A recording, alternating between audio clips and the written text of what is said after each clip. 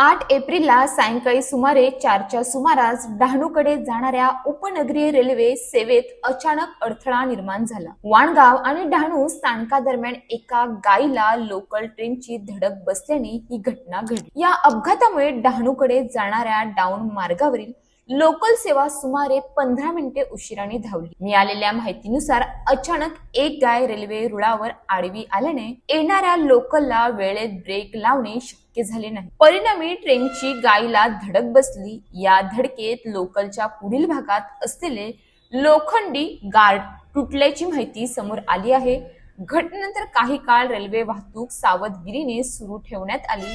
Railway कर्मचाऱ्यांनी तत्काळ घटनास्थळी धाव घेत ट्रॅक मोकळा करण्याचे व आवश्यक दुरुस्तीचे काम हाती घेतले।